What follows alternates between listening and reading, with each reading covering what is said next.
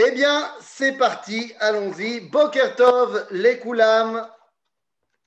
Boker Tov, voilà, on espère que Hanouka s'est bien passé. Et on peut revenir donc maintenant dans notre étude. Hop là, où est-ce qu'on était? Perek. Hey, si je ne m'abuse. Voilà. Perek, hey. 5e chapitre. Donc, dans le Messilat Yesharim de Rabbeinu Agadol, Aramchal, Rabbi Moshe Chaim Lutzato. Ok? Alors, ici, dans la traduction, enfin, dans le texte qu'on a devant les yeux, il y a marqué Beur Ma'akve Azeirut. Dans la majorité des autres livres, vous verrez Beur Mafside Azeirut. C'est pareil. C'est-à-dire Mafside Ma'akve. En fait, comment le Ramchal fonctionne? Dans son livre, ici, Messilat Yesharim, eh bien, à chaque fois qu'il va nous expliquer ce que c'est qu'une mida, et comment est-ce qu'on s'en occupe? Eh bien, il y a toujours plusieurs parties. D'abord, il nous explique qu'est-ce que c'est que cette mida. Donc, chez nous, ça s'est appelé Beur Midat Azeirut. Il nous a expliqué qu'est-ce que c'était. Ensuite, il nous a expliqué de quoi elle était composée, c'est-à-dire comment est-ce que nous, on devait l'aborder, Bechelke Azeirut. Ensuite, il nous a expliqué Bederer Kniat Azeirut, c'est-à-dire comment est-ce qu'on acquit cette mida-là. Et enfin, dernière partie, quels sont les dangers qui nous empêchent d'arriver à cette mida? D'accord? Donc, après qu'on ait expliqué qu'est-ce que c'était que la Zeirut, c'est-à-dire, si on devait réduire ça à une seule phrase, eh bien la Zeirut, c'est la mida de faire attention, d'avoir la réflexion sur nos actions, est-ce qu'elles sont bonnes ou pas. Ensuite, hop là, voilà. Ensuite, il nous avait expliqué, donc le Ramchal, qu'est-ce que c'était exactement, de quoi était composée exactement cette mida-là, et comment est-ce qu'on l'acquiert. Maintenant, eh bien, on peut enfin s'occuper du dernier paragraphe, à savoir qu'est-ce qui pourrait nous empêcher d'être zahir. Alors, allons-y, c'est parti. Perek Hei, Beur Ma'akve Azeirut, Ve'aitrachakut Me'em. Alors, allons-y. מעכבי המידה הזו ומרחיקיה הם שלושה. Donc il y a trois choses qui nous empêchent d'être זהירים. מה הם? האחד הוא העיסוק והטרדה בענייני העולם הזה. Je vais traduire tout après. השני, השחוק והלצון, והשלישי, החברה הרעה. ונדבר עליהם אחד אחד. Donc, nous dit le Ramchal, il y a trois choses qui nous empêchent d'arriver à la Zeirut, qui sont Aïsouk va'atirda leinyane haolam hazeh. En français, on va dire tout simplement, c'est bien, le fait qu'on est occupé à toutes nos activités dans ce monde, la parnassa, la course entre les kniotes, à Osherad ou Rami Levi et autres, ou alors le fait que tu dois aller chercher les enfants là et trucs. Aïsouk ve'atirda shel haolam hazeh. Ensuite, la deuxième chose, c'est Srok ve'alatzon. Srok ve'alatzon, on pourrait dire la rigolade, mais en fait, c'est beaucoup plus que la rigolade. On verra quand on y arrivera, mais il s'agit en un mot du cynisme. Et enfin, la dernière chose, c'est la chevra hara, c'est-à-dire une mauvaise compagnie qui te tire vers le bas. Ok, donc ce sont les trois dimensions que le Ramchal va développer. Echad, echad. Alors allons-y. העיסוק והטרדה כבר ביארנו עליהם לעיל ואמרנו שבהיות האדם טרוד בעיני העולם הזה, מחשבותיו קשורות באזיקי המסע אשר עליהם הוא בלתי אפשרי לו לתת לב אל המעשים אותם הוא עושה. Voilà, ça on a dit le Ramchal, on a déjà expliqué dans le début du livre la première partie qui nous empêche d'être zahir, à savoir Aïsouk ve'atirda c'est-à-dire qu'on n'a pas le temps. Le Ramchal nous avait expliqué que pour pouvoir être zahir, il faut prendre le temps de regarder ce qu'on fait. Est-ce que c'est bien, est-ce que c'est pas bien, comment est-ce que je peux faire mieux. Mais si j'ai pas le temps, alors comment faire? Eh bien, si j'ai pas le temps, je n'arriverai pas à être zahir. Ah, la question, c'est est-ce que Béhémet, j'ai pas le temps? Béhémet. Est-ce que c'est ici vraiment où il me parle du temps ou de notre disposition, disons, de marchavot, qui est taroud, parnassati, nikionot, Ah, il y a deux choses. Tu fais très bien de le remarquer. Il y a à Issouk ve à Tirda. C'est deux choses. C'est-à-dire qu'il y a le fait que je suis tellement taroud, ben, par Nassa, j'ai pas à manger dans mon frigo, comment je vais donner à manger à mes enfants ce soir? Eh bien, la tirda que ça engendre va faire que, ben, concrètement, j'ai pas ni le temps, ni la capacité de me poser et de réfléchir à mon rapport avec Dieu. Je suis préoccupé à d'autres choses. Donc, les deux vont ensemble. C'est-à-dire que quand je suis taroud, ben, concrètement, j'ai le temps de rien faire. Parce que je passe tout mon temps à être taroud. Pareil, quand je ne suis pas forcément taroud, mais que je ne fais que la asok, la asok, la asok. Il faut bien comprendre une chose, et je voudrais qu'on rentre là-dessus tout de suite pour le mettre de côté. Vous savez, on a tous entendu les cours extraordinaires de Rav Ben Arush pendant Hanouka, avant Hanouka et pendant Hanouka. Et il est revenu sur cette notion qui lui est tellement chère et qui est tellement forte. Arrêtons d'être religieux 5 minutes pour pouvoir commencer vraiment à faire ce que Dieu il attend de nous. Il est évident que le Rav Ben Arush ne pense pas qu'il faut arrêter de faire les mitzvot. C'est pas ça la question. C'est qu'il faut arrêter d'être des techniciens de la halacha et plus s'occuper de ce que Akadosh Baruch Hu veut de nous. Je m'explique. Quand on parle de tirda veisuk qui m'empêche de acquérir midat hazeirut, ça peut être également vrai quand je suis à la yeshiva. Prenez un bachor yeshiva, okay, qui est dans la yeshiva toute la journée. Il n'a pas à s'occuper de parnassa, il n'a pas à s'occuper de donner à manger à ses enfants. Mais Gam Sham, il se peut qu'il n'ait pas le temps de quoi? Eh bien de réfléchir. Pourquoi? Parce qu'il étudie tout le temps. Le grand danger de la yeshiva, c'est d'étudier tout le temps. Est-ce que je suis en train de dire qu'il vaut mieux être à la yeshiva et ne rien faire? Non. Je dis que lorsque le bachour à la yeshiva, il passe de seder en seder, et qu'en fait, le seul moment où il n'est pas en train d'avoir les yeux sur une Gemara, c'est quand il dort ou quand il mange, eh bien, à aucun moment il a le temps d'intégrer ce qu'il a étudié. Il est très important qu'un bachour yeshiva, à la fin de sa journée, avant d'aller dormir, il prenne un temps, et je ne sais pas combien, 10 minutes, où il va essayer d'intégrer tout ce qu'il a appris aujourd'hui. Sans en rajouter. Sans en rajouter. C'est pour ça d'ailleurs que quand on me demande quelle est la meilleure façon d'étudier la Torah, disons pas celui qui a la yeshiva, celui qui a son métier, son travail, et qui veut quand même étudier la Torah, parce que c'est obligé d'étudier la Torah, et c'est très bien. Et donc, moi je dis aux gens, il faut qu'il étudie, disons que la personne elle a 10 minutes par jour. 10 minutes par jour, c'est-à-dire Gamour. Si tu as 10 minutes par jour, tu dois étudier pendant 8 minutes. Et les 2 dernières minutes, tu reviens sur ce que tu as étudié pendant les 8 dernières. Et tu vas faire ça pendant 5 jours. Le dimanche, le lundi, le mardi, le mercredi et le jeudi. 8 minutes d'études, 2 minutes on va dire de retour sur étude. Et le vendredi, tu n'étudies rien de nouveau. Tu prends les 10 minutes pour revenir sur les 5 jours que tu as fait. C'est-à-dire tu fais 2 minutes fois 5, 10 minutes, où tu reviens sur les résumés que tu t'étais fait. Shabbat, lis des histoires kiffantes. Très bien. C'est pas de prise de tête. Et c'est comme ça que tu vas réussir à véritablement étudier la Torah. Parce que tu étudies, mais tu gardes un temps également pour intégrer les choses. Donc, c'est de cela qu'on parle. Aïsouk va tirda. Vous comprenez que ce que j'ai dit comme exemple au niveau de l'étude de la Torah, il est a fortiori vrai dans celui qui va passer tout son temps à aller travailler, à aller faire ci, à aller faire ça. Est-ce qu'il a encore 10 minutes pour se poser? Donc, le Ramchal continue en disant והחכמים עליהם השלום בראותם זאת אמרו, הווה ממעט בעסק ועסוק בתורה. Dans la Mishnah de Pirkei Avot, dans le chapitre 4, eh bien, nous disent nos sages, הווה ממעט בעסק ועסוק בתורה. C'est-à-dire, Pas ne travaille pas et va au kollel. Chas v'shalom.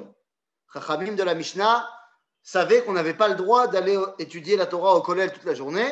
Ils savaient très bien qu'on était obligé d'aller travailler. Donc ça, c'est pas le problème. Ils n'ont pas dit al ta'asok. Ils ont dit eve memaet ba'esek. C'est-à-dire que tu n'es pas obligé de passer toute ta journée à ton travail. Tu dois laisser un temps pour pouvoir la asok batora. Mais c'est la asok, pas forcément seulement l'ilmod, mais la asok baiser. C'est-à-dire être véritablement dedans, essayer de comprendre ce qui t'arrive. כי אומנם העבודה ההכרחית היא לאדם, לצורך פרנסתו, אך ריבוי העבודה אין זה הכרחי שיהיה כל כך רב, עד שלא יותיר לאדם מקום לעבודת השם. Je pense qu'on en connaît tous des gens comme ça, des gens qui sont ce qu'on appelle des comment on dit, bourreaux de travail, des work alcooliques, ils ne peuvent pas ne pas... Moi, je connais ça. Moi, je connais, j'ai un membre de ma famille comme ça. Il a, je crois qu'il a un bon 75 ans. Mais il est tout le temps en train de bosser. Il bosse tout le temps. En vacances, il bosse. En train, il bosse. Il ne peut pas s'arrêter. Chaval de ne pas s'arrêter. Il faut s'arrêter 2 secondes. C'est très bien de travailler. Kol hakavod. Mais à un moment donné, il faut aussi également se poser et réfléchir. Donc, אין מה לעשות. על כן נצטווינו לקבוע עתים לתורה. וכבר הזכרנו שהיא הדרושה בעיקר לאדם כדי שיגיע אל הזהירות. וכמאמר של רבי פנחס בן יאיר, comme on a dit, le מאמר sur lequel on base tout le livre de Messias Yesharim, il dit Torah מביאה לידי זהירות. Si tu n'as pas le temps de réfléchir 2 secondes à la Torah, eh ben tu ne peux pas atteindre la זהירות. ובלעדיה לא יגיע אליה כלל. וזהו מה שאמרו חכמים זיכרונם לברכה, toujours dans מסכת אבות, ולא עם הארץ חסיד. והסיבה לזה, כי הבורא יתברך שמו שברא את היצר הרע באדם, הוא שברא את התורה, תבלין לו. וכמו שאמרו חכמים זיכרונם לברכה, בראתי יצר הרע ובראתי לו תורה תבלין. Bon, là les amis, on est rentré dans quelque chose de très important. J'aimerais qu'on s'arrête 2 petites secondes pour comprendre de quoi il s'agit. Aujourd'hui, j'ai donné l'exemple du Bachur Yeshiva, j'ai donné l'exemple du mec qui est work alcoolique, mais soyons très honnêtes, et l'un et l'autre ne sont absolument pas représentatifs de la majorité. C'est-à-dire que la majorité des gens ne sont pas des Bachur Yeshiva qui sont tout le temps en train d'étudier, et même dans les yeshivot, soyons très honnêtes entre nous, j'ai passé quelque temps dans des yeshivot, quelle que soit la yeshiva, les amis, l'écrasante majorité des bachurim ne sont pas des gens qui sont de 7h du matin à 1h du matin devant une Gemara. Mais c'est-à-dire, gam à la yeshiva, faut pas croire. Et dans le monde du travail, dans le monde à l'extérieur de la yeshiva, non, les gens de manière majoritaire ne sont pas tout le temps accros au travail. L'écrasante majorité d'entre nous, des gens, les amis, sont accros à quelque chose d'autre. C'est-à-dire qu'on va travailler, mais il y a une autre dimension qui a été mise en place depuis les années 60, de manière assez imposante. C'est ce qu'on appelle, on avait déjà parlé, Tarbut Apnai, la culture des loisirs. C'est-à-dire qu'à partir des années 60, on a théorisé et on a mis en place un peu partout dans le monde que l'homme doit avoir des temps libres. Maintenant, il faut comprendre une chose, c'est extraordinaire cette avancée du monde, c'est génial, c'est fantastique que grâce à la technologie, grâce aux machines, machin, eh bien, l'homme ait pu se dégager du temps. C'est vraiment génial. Chez là, et c'est ça toute la question, qu'est-ce qu'il en fait? Et tout le problème est là. Tout le problème est là parce que dans notre génération, eh bien, malheureusement, on n'a pas envie de réfléchir et on n'a pas envie de laisser les gens réfléchir. La culture des loisirs, la télé, Internet et nos téléphones, c'est également ça. C'est-à-dire qu'on ne nous laisse pas 2 secondes tranquilles. On ne nous laisse pas 2 secondes sans réfléchir. C'est-à-dire qu'à chaque fois dans ton téléphone, tu as un nouveau truc qui sonne, il y a un nouveau message, une nouvelle pub. Ah tiens, il y a une notification parce que j'ai connu toute ta vie, parce que tu es branché sur Google et donc je sais ce que tu aimes, ce que tu n'aimes pas. Bouf, je vais te donner tout d'un coup une notification d'un truc que tu vas forcément aller regarder. Et boum, j'ai une notification Facebook. Et boum, j'ai une notification. On ne me laisse pas le temps de réfléchir. Ah non, mais je ne peux pas prendre une soirée pour tu sais quoi, me poser un peu. Et discuter avec moi-même, discuter avec ma femme. Non, non, non, on ne peut pas. Ce soir, il y a le nouvel épisode de notre série préférée. Attends, on ne peut pas rater ça. Et résultat des courses, eh bien, on n'a pas le temps de s'occuper de la Zéhirout, on n'a pas le temps de s'occuper de nos actions parce qu'on est totalement dans ce qu'on appelle à Issouk vers Tirda. Alors, pas forcément Tirda, on a dit, mais Issouk, et pas forcément seulement dans la Parnassa, mais Issouk dans également énormément de Shtuyot. Et soyons très honnêtes, trop souvent, on est au sec Beshtuyot. Aval, d'où ça vient, mes amis, cette volonté de se faire des petits kiffs? Parce que quand on parlait de travailler, on a dit c'est la Parnassa, ce que tu veux. Et les gens qui sont devenus accros à ça, bon, bah, c'est malheureux, mais c'est quelque part une pathologie. Mais l'écrasante majorité des gens, nous, on a dit, notre vrai problème, c'est qu'on a le temps, mais ce temps, on l'utilise n'importe comment. Alors, lama, pourquoi je vais me faire une bonne série? Pourquoi je vais aller au théâtre? Pourquoi je vais aller là-bas? Pourquoi je vais aller me faire un tioul? Pourquoi? Je ne suis pas en train de dire que toutes ces choses sont négatives. Je veux d'abord essayer de comprendre pourquoi je vais faire ce genre de choses. Eh bien, la réponse est très simple. Toutes ces choses que je fais me font kiffer. Ça me fait kiffer. Et donc, puisque ça me fait kiffer, j'ai envie de les faire. Eh bien, Beminim Acherot, donnons une autre définition à ça me fait kiffer. Eh bien, en langage toranique, cela s'appelle Yetzer Hara. Le Yetzer Hara, c'est la volonté de kiffer. On l'avait déjà expliqué, donc je pense que les choses sont très très claires à ce niveau-là. Le Yetzer Hara, vous vous rappelez ce qu'on avait dit, est l'inverse de quoi? De Yetzer Hatov. Il a fait. Ve-Yetzer Hatov, ma ze hagdara? Lasot tov lacher. Lasot tov la'acher, c'est-à-dire la volonté de donner. Et de donner quoi par excellence? Mizmani, mi par excellence. La vie. La vie. La vie, on avait expliqué que Yetzer Hatov nichnas ba'adam à l'âge de 12 ans pour une fille, 13 ans pour un garçon, bar mitzvah, bat mitzvah. Pourquoi? Parce qu'il s'agit de la puberté, c'est-à-dire le moment où on peut donner la vie. Donc c'est Yetzer Hatov par excellence. Donc le Yetzer Hara avec lequel je suis né, car Yetzer Lev Adam Ram Neurav, c'est-à-dire que dès que je suis sorti du ventre de ma mère, nous dit Rashi, je suis une boule de Yetzer Hara.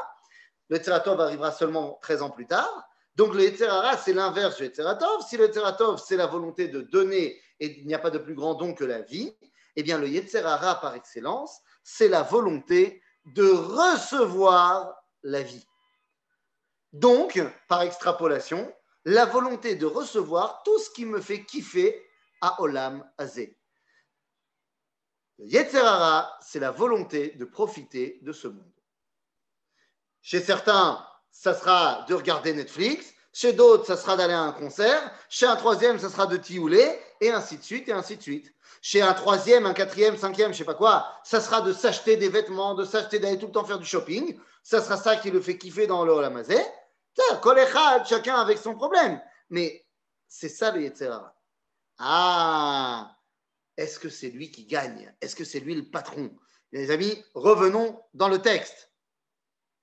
Parce que la Torah, le Messiah Jarim nous dit, je reviens juste la dernière phrase avant le deuxième paragraphe, והסיבה לזה כי הבורא יתברך שמו שברא את היצר הרע באדם, הוא שברא את התורה תבלין לו. וכמו שאמרו חכמים זיכרונם לברכה, ברעתיו יצר הרע וברעתיו לו תורה תבלין. La Torah devient l'épice qui vient agrémenter le Yetzer Hara? Bien sûr que tout dépend de la finalité de nos actes. Est-ce que je vais faire un tioul parce que ça me fait kiffer de me balader, ou est-ce que je vais faire un tioul parce que c'est un moyen de dévoiler Akadosh Baruch Hu? Ouais, donc évidemment que ça va dépendre, c'est exactement de cela qu'on parle.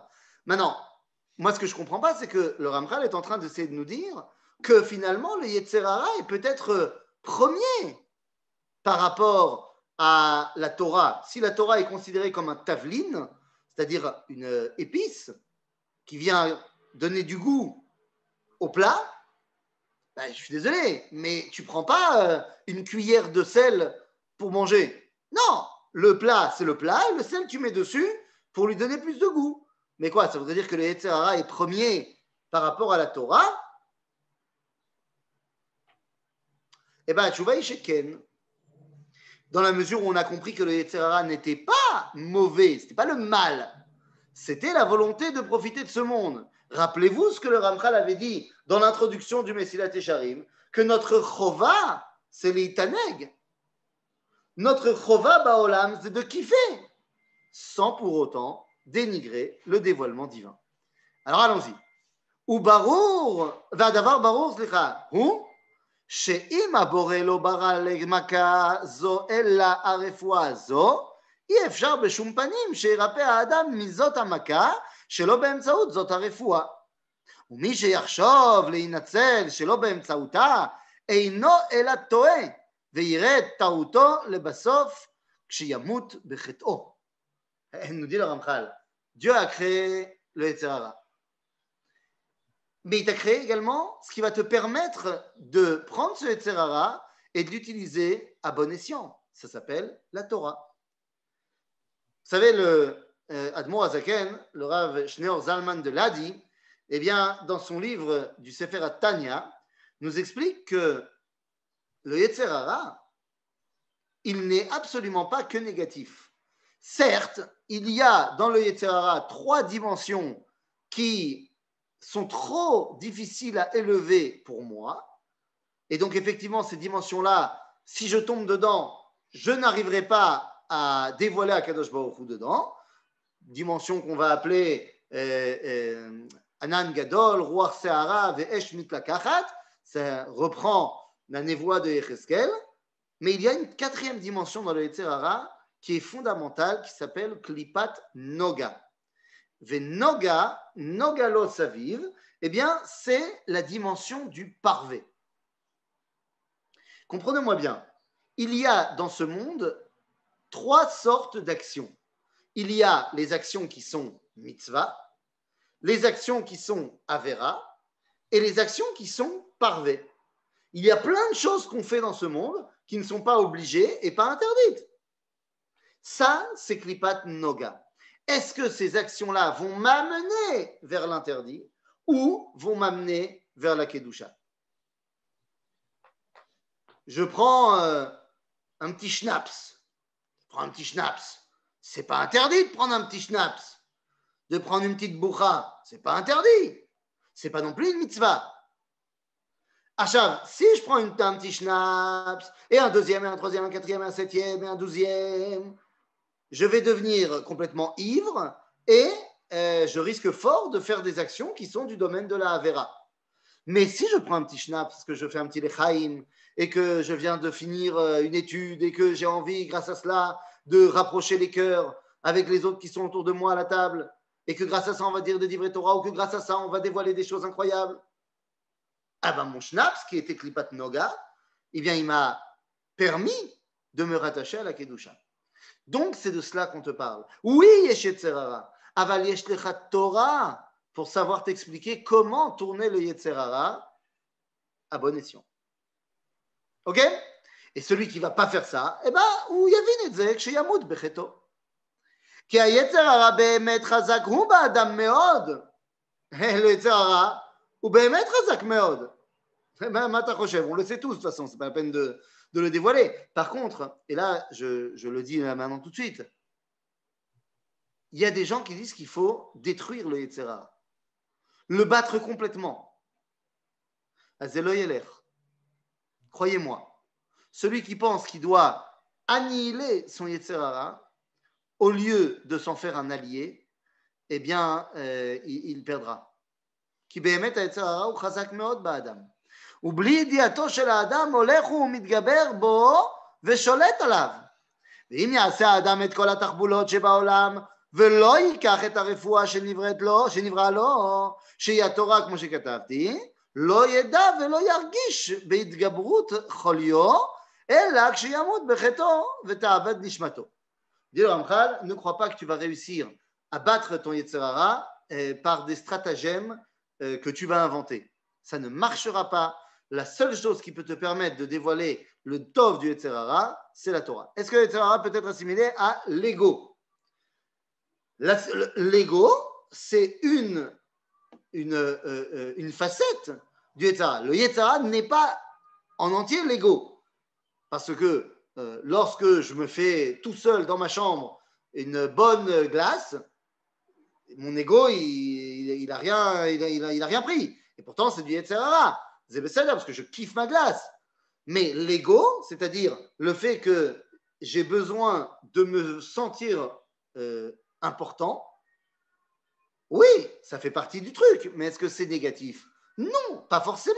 Parce que oui, tu es important.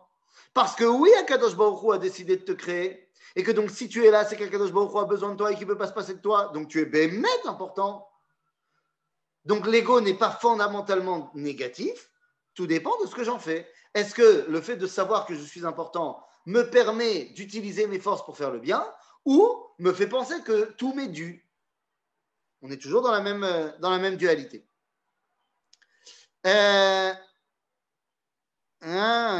Torah, ok.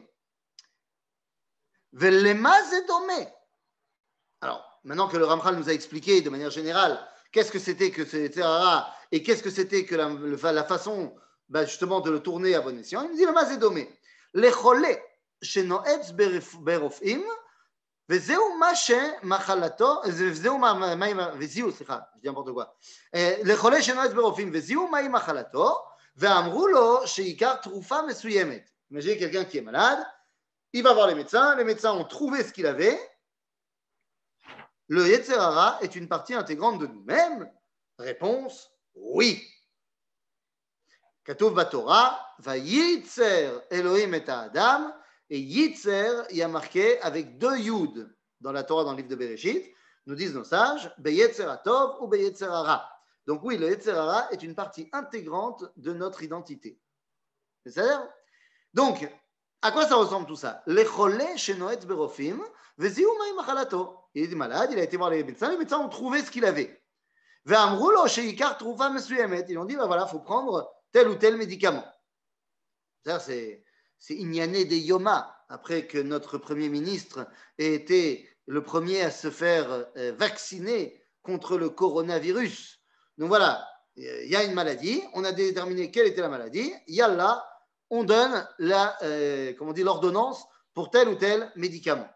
Vehu, מבלי שתהיה לו ידיעה מוקדמת ברפואה, יניח את התרופה הזו ויקח את מה שיעלם מחשבתו מן התרופות. Le mec il dit, ouais non, les médecins ils m'ont dit qu'il fallait que je prenne tel ou tel médicament, et moi, qui n'ai jamais étudié la médecine, je me dis non, tu sais quoi, l'antibiotique, non, l'infection bactérienne, moi je n'y crois pas. Moi on m'a toujours dit que le jus d'orange, c'était bourré de vitamines et que ça guérissait toutes les maladies, eh bien, je vais me faire des injections de jus d'orange intraveineuses. Eh bien, tu vas voir que ça sera bien mieux.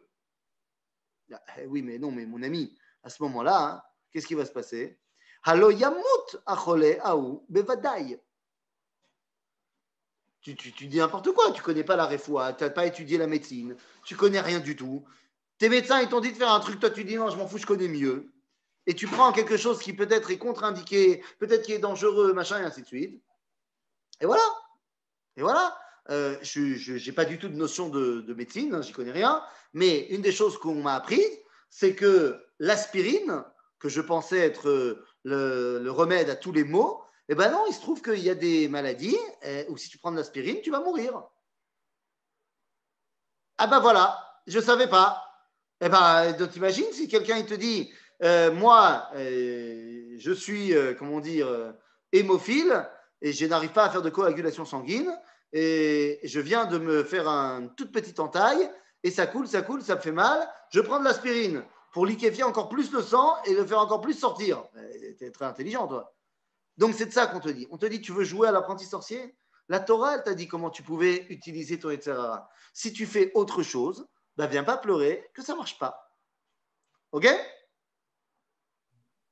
Ah, Bruce Lee est mort comme ça. Paix à son âme. Quoi te dire? Sérieux? Je savais pas. Tom, nous, tu vois, on en apprend tous les À jours. cause de l'aspirine. Il Quoi, n'avait quoi, pas quoi, le droit quoi? d'en prendre. Il n'avait pas le droit d'en prendre. Il avait mal à la tête. Une amie lui a donné de l'aspirine et il est mort. Eh ben, t'as vu? Comme quoi, Kivanti est le grand dragon. Il a fait mode. Donc, voilà. Donc, ne soyons pas tous des Bruce Lee. Quoi qu'il en soit, הלא ימות הוא החולה בוודאי. כן הדבר הזה, כי אין מי שמכיר בחולה היצר הרע ובכוח המוטבע On בו. n'entend plus. Moi, j'entends plus rien. Vous ne m'entendez plus? On Ah, entend. voilà. C'est bon? On entend? Ouais. On entend. Ok. Il y a un problème Alors, je continue. personnel. Il n'y a pas de problème. Je continue.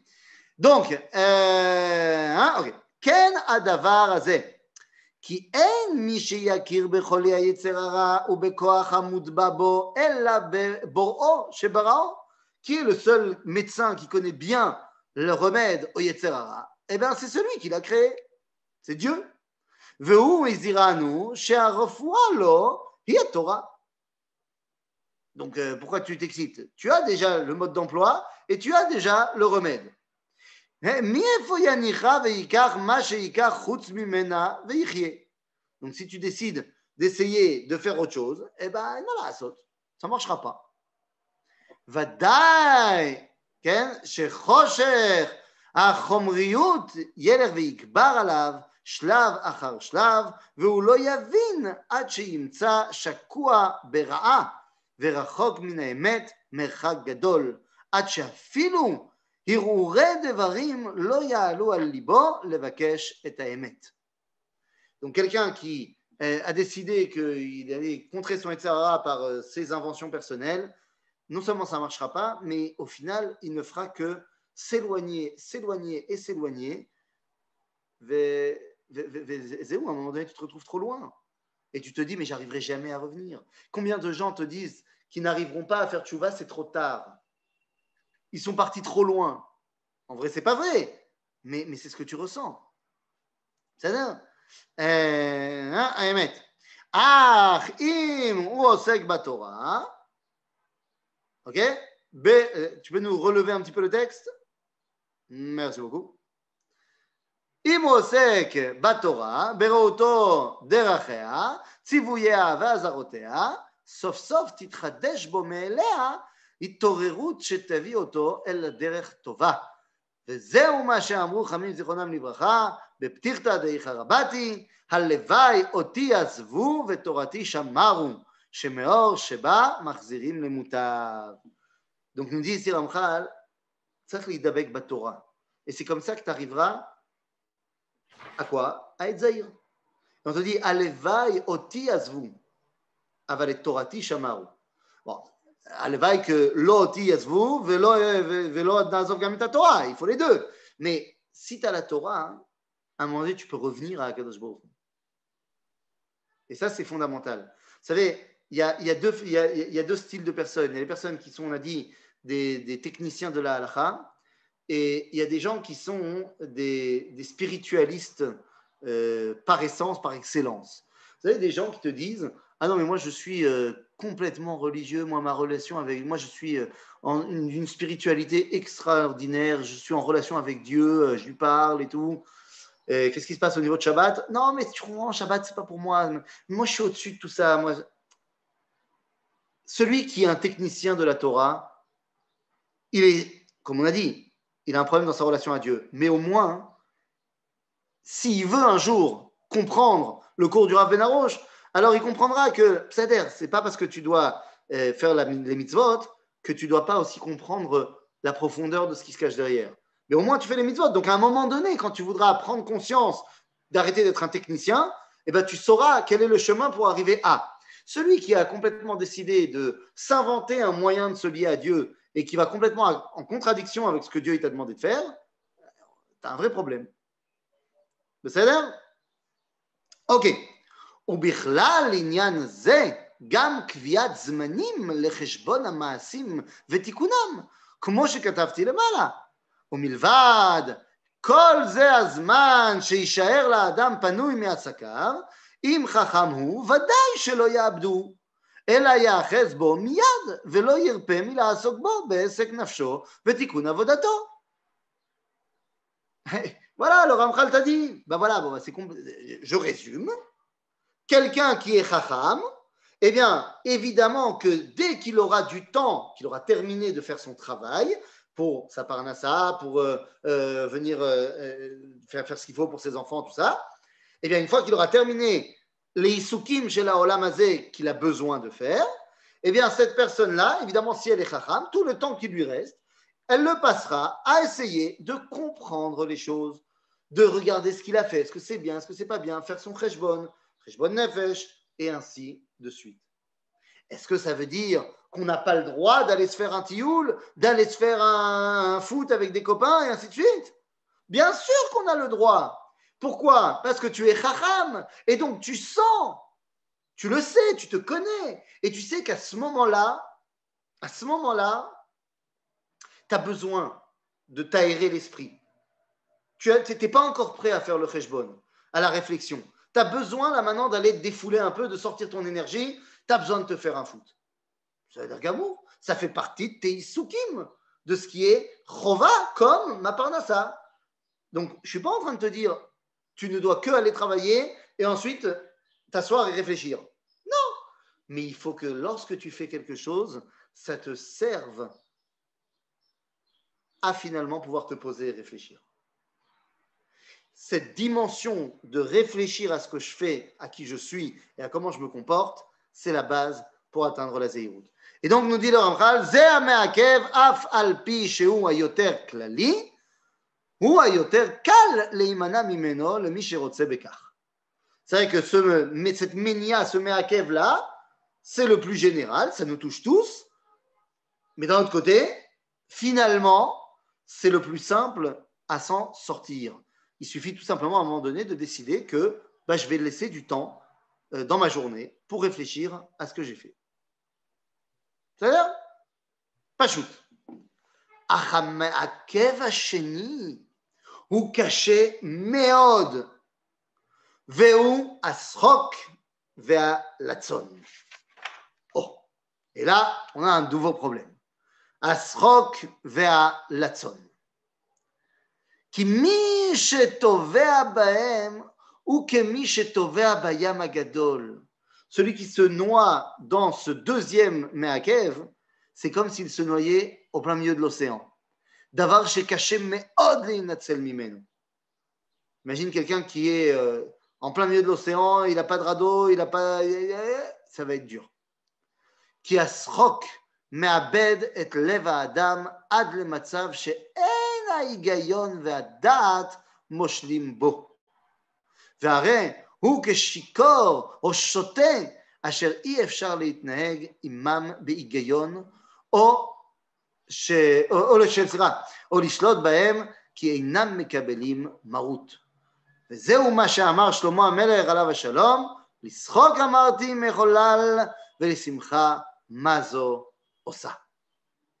ainsi חכמים זיכרונם לברכה אמרו, toujours dans Masechet Avot, Srok vekalut rosh, margilim et adam le erva. Alors là, de quoi parlons-nous, les amis? Il va falloir un petit peu creuser. Qu'est-ce que c'est que cette histoire de Srok velatson? J'ai dit tout à l'heure comme définition que Srok, c'était le cynisme. Il ne s'agit pas de celui qui a un fou rire. C'est rien du tout, ça. C'est d'amour, le fou rire. C'est pas non plus celui qui est tout le temps content, qui est joyeux, ça c'est très bien aussi. Kol beseder. Asrok ve'alatson, dans le langage du Tanakh, ça s'appelle letzanout. Letz. À letzanout. venez, on essaie de comprendre ça en français. C'est ce qu'on nous appelait au début du XXe siècle. Il y avait toute une école de pensée philosophique qui s'appelait la philosophie de l'absurde. Okay, il y a tout un courant philosophique qui s'appelait les philosophes de l'absurde. Jean-Paul Sartre en a été un des grands représentants.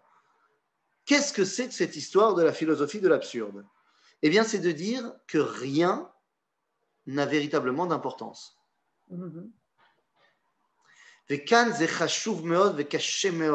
Celui qui tombe là-dedans, nous dit Ramchal, tu ne peux plus parler avec lui. Parce qu'il te dit que tout ce qui est important, en fait, n'est pas important. Donc, comment tu veux pouvoir discuter? Comment tu peux pouvoir réfléchir sur ce que tu as fait? Vous vous rappelez évidemment de ce verset de Tehilim. Tehilim, Aleph. Verset Aleph. C'est au début de Tehilim. Regardez comment nous dit David Ameler. Nous dit David Ameler, Ashrei ha'ish asher lo halach be'atzat reshaim, ובדרך חטאים לא עמד, ובמושב לצים לא ישב. David Ameler nous donne 3 façons d'être pas dans le bon chemin. Il nous dit, Ashrei ha'ish. C'est quoi Ashrei ha'ish? Heureux est celui qui ne fait pas les 3 choses-là. C'est quoi ces 3 choses? Asher lo halach be'atzat reshaim, ובדרך חטאים לא הלך, לא עמד, סליחה, ובמושב לצים לא ישב. Donc il y a une dimension qui s'appelle Racha, une dimension qui s'appelle Choté, et une dimension qui s'appelle Letz. Quelles sont ces 3 dimensions? Avant de vous le dire, eh bien, comment continue le Tehilim? On dit Kim betorat Hashem chefzo, uvtorato yogem avalayla, vaya ket shatul al palgemayim asher piriu iten beito ve'aleu lo yibol, v'chol asher ya'aseh yatzliach. Là, ça continue en nous disant, ok, et donc qu'est-ce qu'on fait avec ceux qui ne sont pas comme ça? Alken lo yakumu reshaim b'mishpat, ve'chataim ba'adat tzadikim. Intéressant. De qui David Ameler ne nous parle pas pour le tikkun?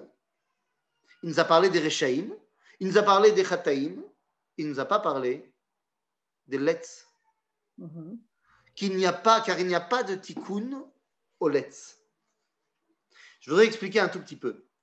Le rachat, c'est quoi un rachat? C'est quoi un rachat? C'est quoi la définition du rachat? C'est de dire, Dieu, il m'a dit de faire A, moi, je veux envie de faire B.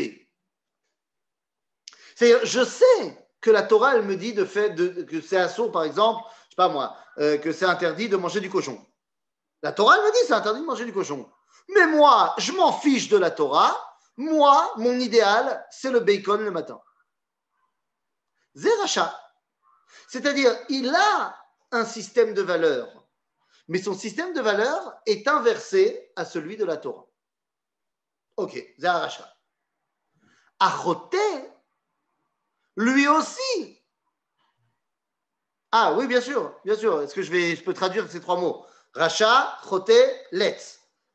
Tout à fait.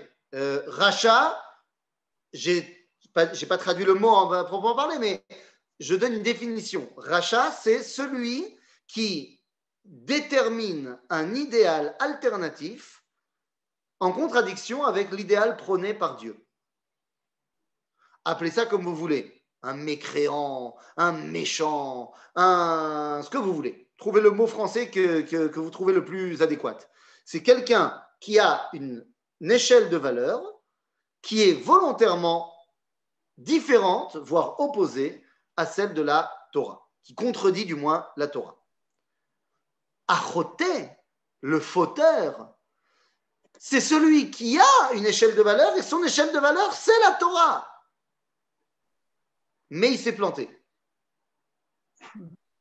C'est-à-dire que le rachat, lorsqu'il mange son cochon, il est content. Pour lui, c'est un idéal. Le choté qui mange son cochon, il dit Chaval, je suis tombé dans mon Yetzirah, en malas, j'ai fauté. Mais je sais très bien que c'est mieux de ne pas manger de cochon. C'est-à-dire Donc ça, c'est Racha vechoté. Haletz, celui qui ne croit en rien, qui n'a en fait aucune importance à rien. Un jour, il mangera du cochon, l'autre jour, il mangera un corban, l'autre jour, il mangera un truc. Il s'en fout. Rien n'a d'importance. Finalement, c'est le cynisme par excellence envers ce monde. Rien n'a véritablement d'importance dans ce monde. OK? Donc voilà la différence entre Racha, Choté, Veletz. Et juste, j'aimerais rappeler ici qu'il y a une différence fondamentale entre le christianisme et le judaïsme à ce niveau-là, car lorsque le christianisme préfère le Racha au Choté, le judaïsme lui préfère évidemment le Choté au Racha.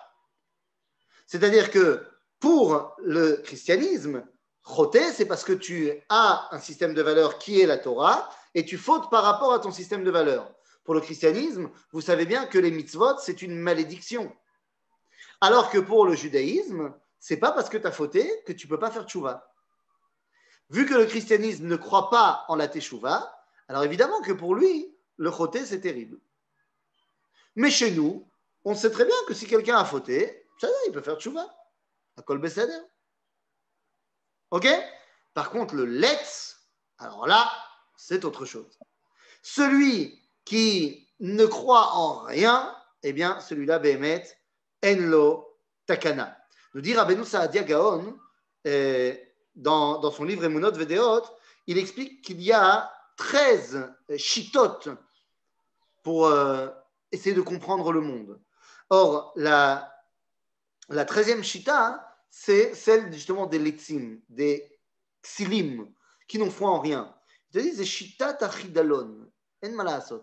Ceux-là, ils sont perdus.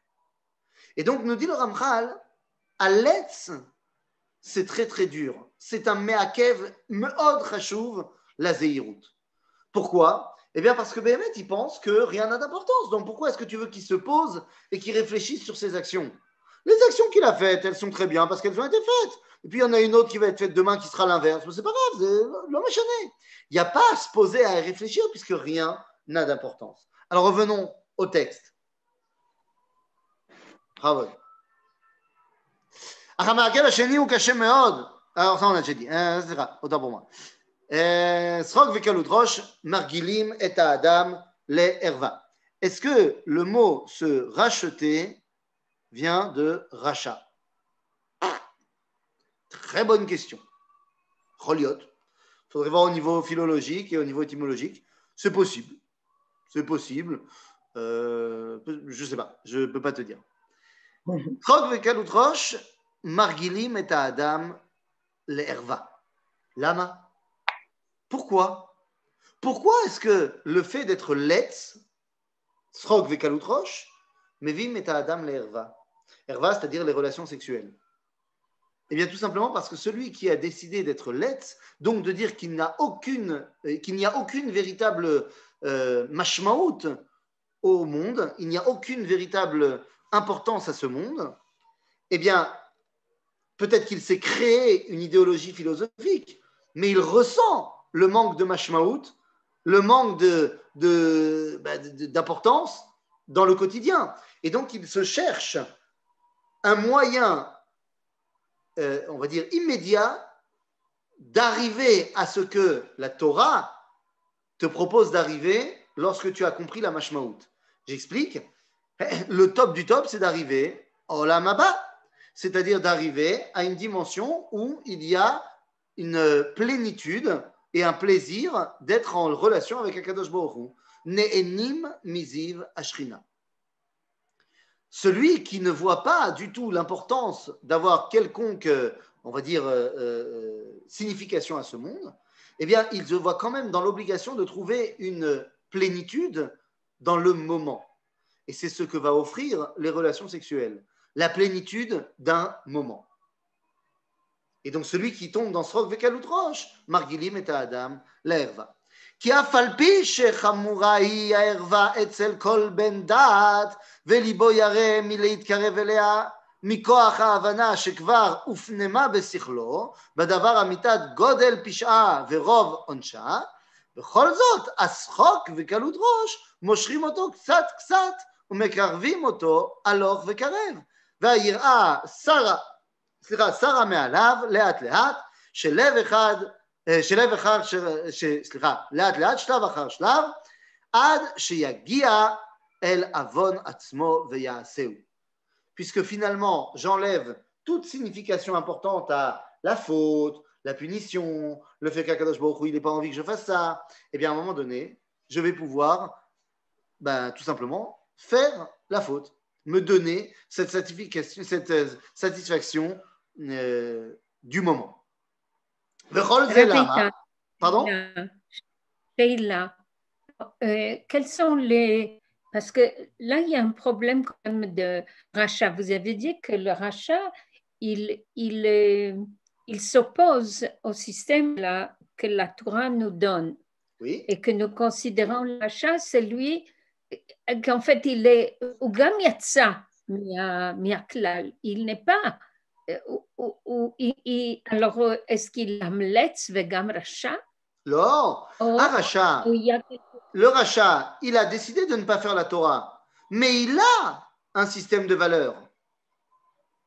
Il a un monde, il a une relation au monde importante. C'est-à-dire que le rachat, peut-être que l'importance pour lui, c'est son plaisir personnel. Mais ça veut dire que ça, c'est ce qui va guider sa vie. Il a maintenant un système de valeurs qui est mon plaisir personnel. Ça me fait plaisir de manger un jambon beurre, je mange un jambon beurre. Mais j'ai un système de valeurs. C'est pas que le jambon beurre n'est pas important en soi. C'est très important parce que ça va dans le sens de mon idéal qui est mon plaisir personnel. Ce rachat-là, eh bien, on peut discuter avec lui et lui faire comprendre que peut-être son système de valeurs n'est pas bon.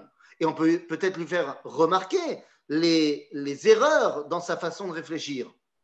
Puisque comme il a une réflexion, eh bien, tu peux parler avec lui sechel, sechel. Mais celui qui vient dire moi, je ne pense pas que ce que je fais, c'est bien. Je ne pense pas non plus que ce n'est pas bien. Je pense que ça n'a aucune importance. C'est compliqué. Parce que lui, tu ne peux pas avoir une vraie discussion avec lui. Là où toi, tu veux lui faire comprendre qu'il y a de l'importance à ses actions, lui, il pense qu'aucune action n'est importante. Okay. Excusez-moi, est-ce qu'on pourrait dire que le dernier dans le lettre, c'est l'adolescent en fait, dans son principe. Ah non, pas du tout. Je suis désolé de m'opposer à cela. L'adolescent est peut-être le plus grand idéaliste du monde.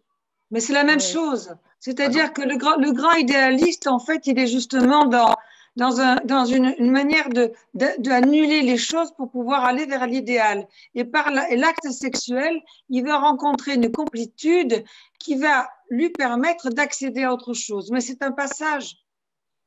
Mais attention, il y a deux choses différentes. L'adolescent est plein d'idéaux. C'est vrai qu'il change d'idéal en général tous les 2 jours.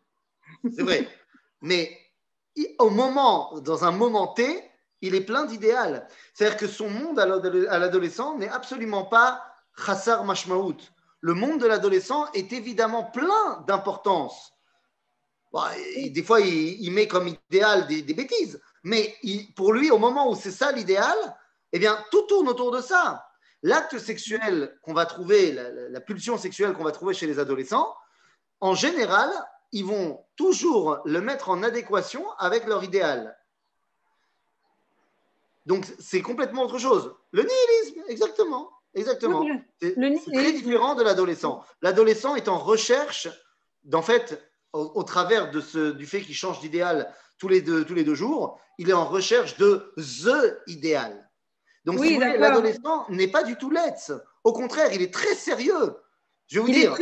Oui, le lettre, ce que je veux dire par là, excusez-moi, peut-être que je me suis mal exprimée. Il n'y a pas de problème. C'est que le lettre, c'est un passage parce qu'il est dans un cynisme avec lui-même et avec le monde, parce qu'il est en train de chercher un idéal et qu'il est déçu par les idéaux du Olam Hazé. Ce que vous dites, c'est dans ce sens-là que je dis que ça ressemble à, je dirais, la psychologie de l'adolescent, j'entends qui bien. en fait va dire je m'en fous de tout, mais qui en fait ne s'en fout de rien.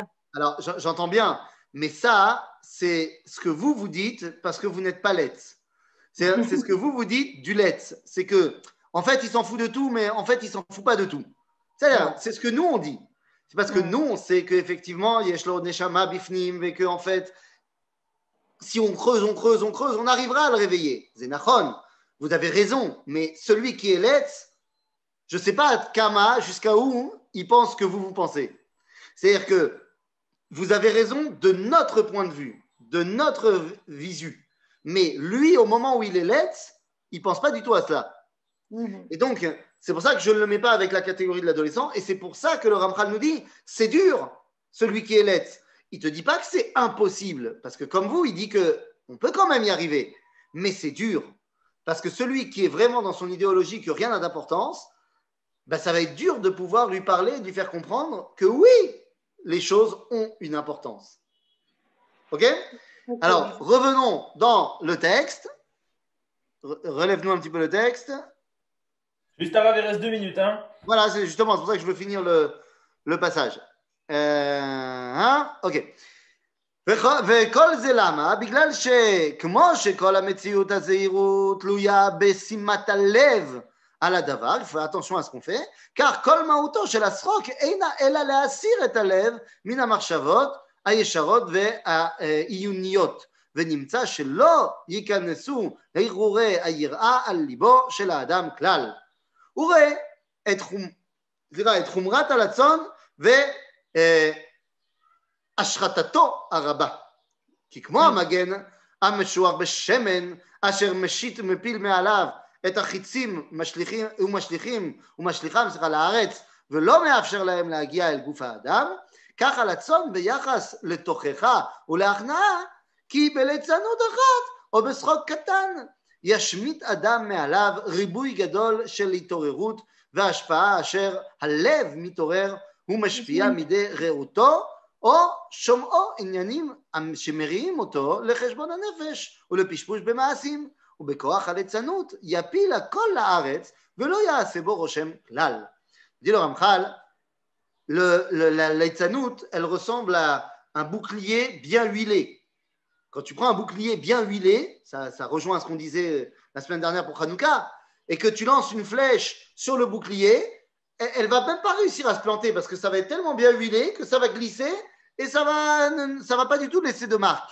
Et bien, il dit c'est pareil, quelqu'un qui est let's, quelqu'un en face de lui qui va essayer de lui faire prendre conscience de l'importance des choses et tout ça, qui va lui faire une remarque, qui va lui faire une tochecha, d'un coup de blague, d'un coup de leitzanout, il va réussir à enlever cette tochecha, genre ça ne me parle pas, moi je suis là, ça votre âge, et ça on voit très souvent. Tu as des gens qui parlent, et tu vois qu'ils n'ont pas envie d'être convaincus, alors ils t'enlèvent ça d'un revers de la main avec une plaisanterie, et entre parenthèses, c'est comme ça qu'a commencé le christianisme. Lorsque Jésus a commencé à balayer d'un revers de la main divrei chachamim ve la'ag al divrei chachamim. Quoi qu'il en soit, וכל זה לא מפני חולשת העניינים ולא מפני חסרון הבנת הלב, אלא מפני כוח הרצון ההורס את כל ענייני המוסר והיראה.